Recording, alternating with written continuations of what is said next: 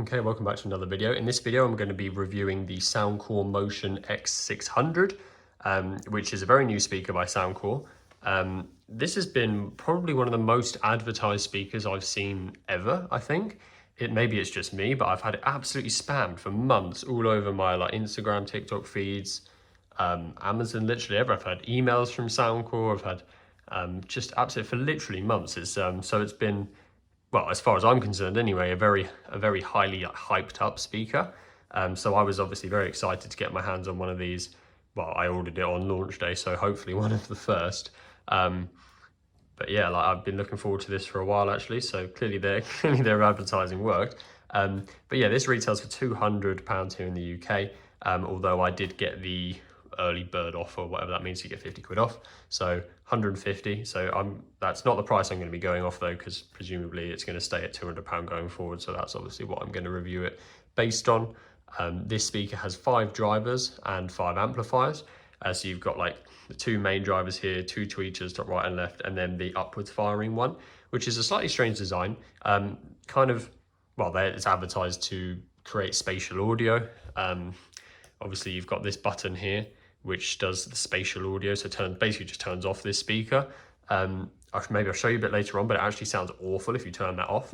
It just sounds really tinny, and you're turning off one of the 5 drivers, I suppose, so you're going to lose a bit of power as well. But yeah, I'm not really sure why that's even a button. They've put what other speaker do you get the chance to turn off a driver? So not really sure why that's there, if I'm being honest. But yeah, it's an interesting design, and it does actually create a strange kind of atmosphere.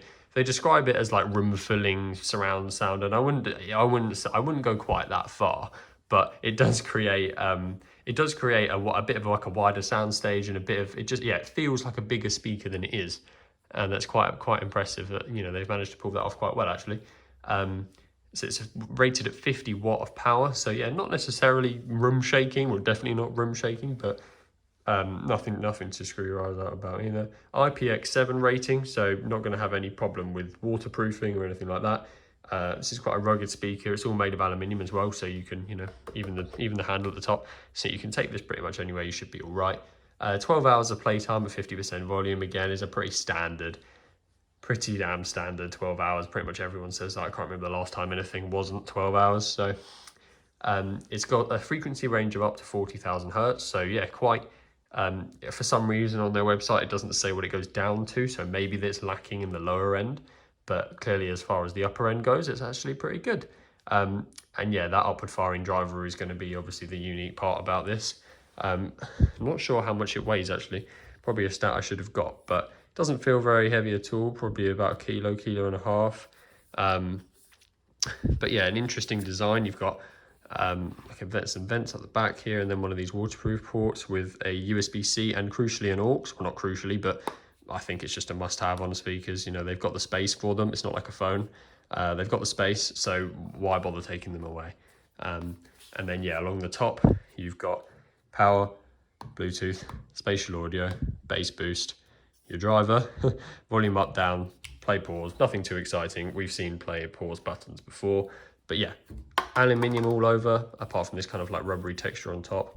A 3D grill, as they call it, because there's kind of 2 layers of mesh.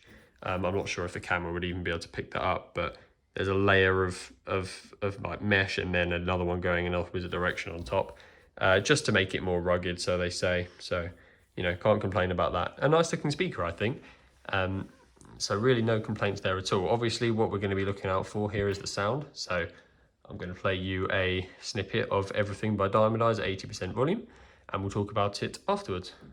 I'm on my own, broken alone. I feel the rain crashing down all around this empty town. I'm searching for the lost and found, but you don't care, you're unaware. Keep moving like the scars aren't even there. It's in the air like a blazing flare. Just stare, cause the flames won't burn us. I thought you were the one for me. That's why I gave you everything. Held you close by the stormy seas. Oh, you meant the world to me. I used to kiss your head when you cried for me. Hold your hand while the pain was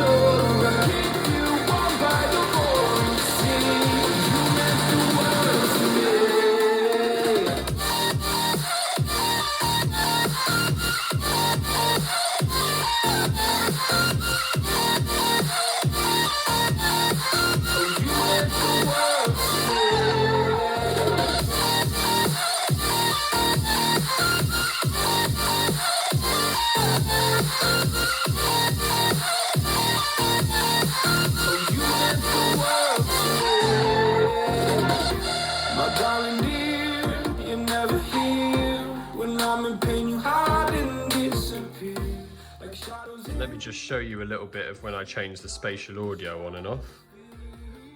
Let's go back to the start. I'm on my own, broken alone. I feel the rain crashing down. Hopefully it comes across on the camera. This empty town, I'm searching for the lost and found, but you don't keep things.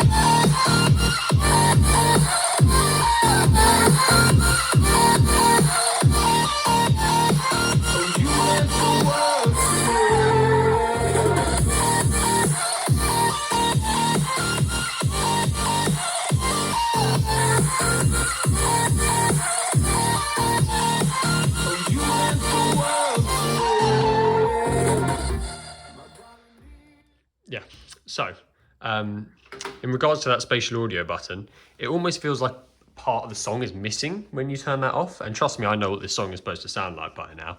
And yeah, when you turn that off, it's almost like just sounds of the song they just don't exist anymore. It's almost like this driver up here does like a lot of like the high notes. You might have noticed that there's almost kind of like a, you know, like a cymbal in the background almost there, and that doesn't exist pretty much when you turn the spatial audio off. So it's doing a bit more than just not being spatial anymore. It's actually kind of cutting out parts of the song, in my opinion. So it's, yeah, I'm really not sure why you'd have that off at all. Hopefully it came across on camera, but if not, just take my word for it pretty much. But yeah, as far as sound goes, this might be one of my favorite speakers around the £200 mark now, to be honest. I'm really impressed with this. It's, yeah, I think this is kind of a market which isn't actually played to very much, if that makes sense. Like around the £200 mark, if I'm to think of a list of speakers that you should buy, it's just all dominated by JBL and LG pretty much. You know, I guess it's all opinion, but I don't think Sony do anything good in this range. Yeah, LG are probably actually the best in this range. Even JBL are just kind of like, not, I don't know. No one's properly exploiting it. Like if you ask me for a, you know, between like £500 and £800 party box type thing, there's actually a lot of options. Pretty much everyone does one. But yeah, around this type of area, I think they're actually kind of lacking like a properly good speaker. Like it kind of just tends to jump from about 100 where they're a bit trash to 300 where they start to get good. So this is really nice to kind of be able to sit in that middle range, especially if you manage to pick it up for 150. Then I think you should definitely, yeah, if you manage to get one of those early bird codes, then you're winning, I think. It's a really, really clear sound. One of the, like, to be honest, some of the best sound I've heard in a while. And there's just absolutely no distortion at all from where I'm sitting anyway. Full volume or not, it's really, really clear. And you can just tell that every single part of the music that's supposed to be there is there. You're not missing anything out. It's, yeah, like they say on the website, it's you know, like the artist is in the room. And again, that's obviously an exaggeration, but you really are. You know, I trust this speaker to portray the sound as the artist did intend it.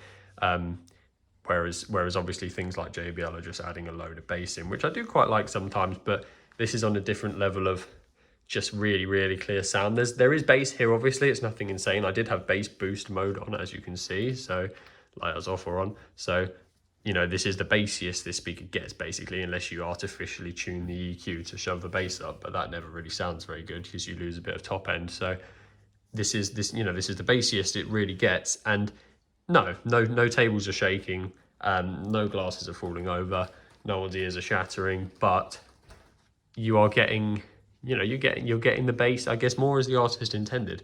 And if that's what they've gone for here, then I think they've really pulled it off. I'm actually a big fan of this, so yeah, I'd give it a very high rating from me. If you've got any comments or anything you'd like me to compare this to, maybe, especially anything I've already done. I'm trying to think of things to compare it to, and I can't really think of anything that's like right on par with this. Not, maybe price wise, I could do like the Tribit Stormbox thing, but I can't really think of anything else that's like right next to this. So yeah, if you've got any ideas, pop them down in the comments, and yeah, I look forward to seeing your reaction.